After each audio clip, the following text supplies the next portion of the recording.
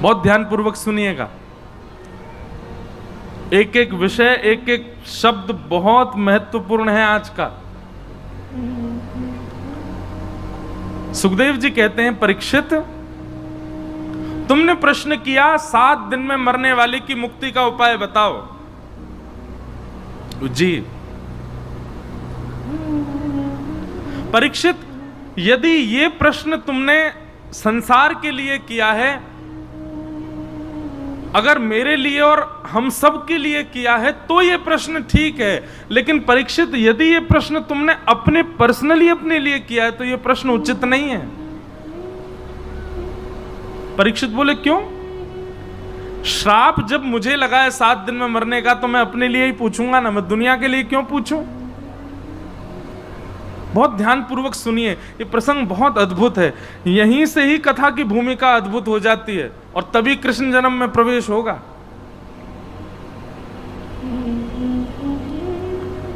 परीक्षित जी कहते हैं, जब मरने का श्राप मुझे लगा है तो मैं दुनिया के लिए क्यों पूछूं, अपने काज पूछूंगा। सुखदेव जी महाराज कहते हैं, परीक्षित,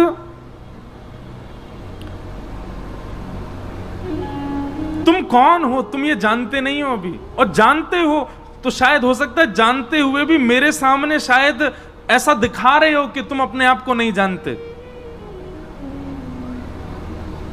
परीक्षित बोले, आप कृपा करके सीधा समाधान बताइए, आप क्या कहना चाहते हैं? बोले, परीक्षित,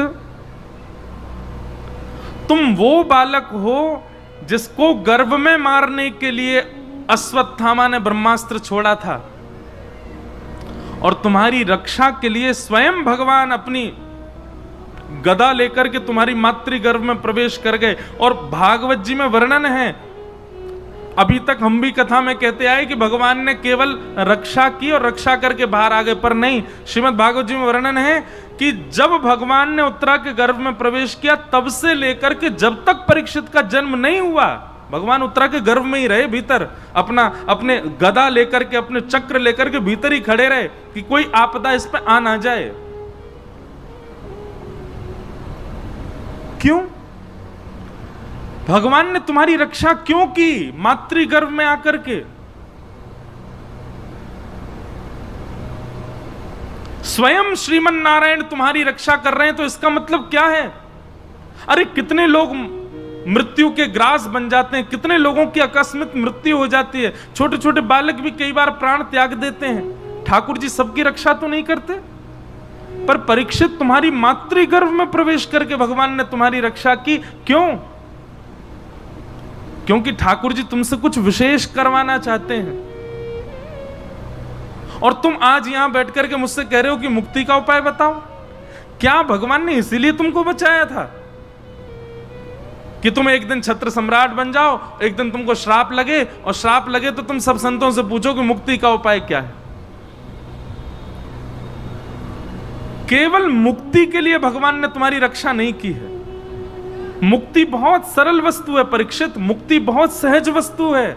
पूतना को भी मुक्ति मिली है, कंस को भी मुक्ति मिली है, रावण को भी मुक्ति मिली है, कुंभकर्ण को भी मुक्ति मिली है, राक्षसों को भी मुक्ति मिली है, जो भगवान को 100 गालियां रोज देते हैं ऐसे शिशुपाल को भी मुक्ति मिली है। वही मुक्ति की कामना तुम कर रहे हो, वो बालक कर रहा है जिसकी रक्षा स्वयं भगवान करते हैं। अच्छा, हमारे पूज्य पिताजी महाराज कल पधारे। पिताजी महाराज के गुरुदेव यानी कि मेरे दादा गुरुदेव परम पूजनीय अनंत श्री विभूषित श्री रामानुज प्रपन्नाचार्य गुरु जी एक बात कहते थे। मैंने कभी उनका दर्शन नहीं किया, 6 महीने की आयु थी तब गुरुदेव भगवान का परम पद हुआ, पर उनके द्वारा कही गई वाणियां मैंने पढ़ी हैं। तो गुरुदेव एक बात कहते थे कि भाई भगवान उत्तरा के गर्भ में प्रवेश करके परीक्षित की रक्षा कर रहे हैं।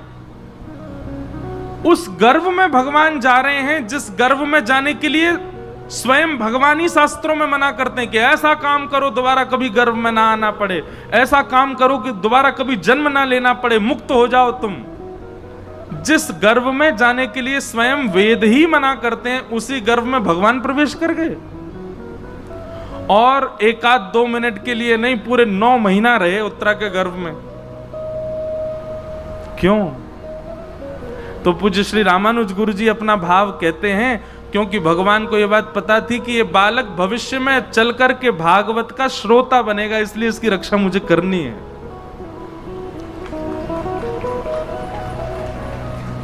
यह सामान्य बात नहीं है। गुरु जी क्या लिखते हैं आगे? बोले निश्चित ही अपने जीवन में जिसने एक बार भी भागवत की कथा सुनी होगी, तो निश्चित है उस श्रोता ने जब अपनी मातृ गर्भ में वो विराजमान रहा होगा, ठाकुर जी मातृ गर्भ में उसकी रक्षा के लिए आए ही होंगे। क्योंकि हम सब परीक्षित हैं, हम सब कथा सुन रहे हैं, हम सब की भी ठाकुर जी ने गर्भ में निश्चित रक्षा करी होगी। ऐसा गुरुदेव भगवान कहते हैं। एक प्रकार से हम आप सब लोगों को भी मुक्ति की कामना नहीं करनी। हम सब कथा सुन रहे हैं तो इसका मतलब हम सब भी परीक्षित हैं, हम सब की भी रक्षा ठाकुर जी ने करी है। परीक्षित बोले तो मुक्ति ना मांगू तो क्या मांगू? मेरे जीवन के 7 दिन बचे हैं, मैं क्या मांगू फिर आप बताइए। बोले राजन देखो, मुक्ति प्राप्त करने के लिए 7 दिन, 7 वर्ष, 7 महीने की आवश्यकता नहीं है। अरे 7 मिनट भी जरूरी नहीं है, 7 सेकंड भी जरूरी नहीं है। मुक्ति एक क्षण में मिलती है, एक क्षण में। अगर तुम्हारे प्राण निकल रहे हो और उसी समय तुम्हारी अंतिम श्वास बस निकलने वाली हो, और अंतिम श्वास जैसे ही निकलने वाली है, प्राण जाने ही वाले हैं, उसी समय यदि कान में आकर के कोई कह दे हरे कृष्ण कृष्ण कृष्ण हरे हरे, हरे राम राम राम हरे हरे, महाराज वो अंतिम श्वास में सुना गया भगवान नाम, उसका प्रताप यह होगा कि जीवन में किए गए सारे पाप उसी क्षण नष्ट हो जाएंगे और भगवत धाम की प्राप्ति हो जाएगी, मुक्ति मिल जाएगी।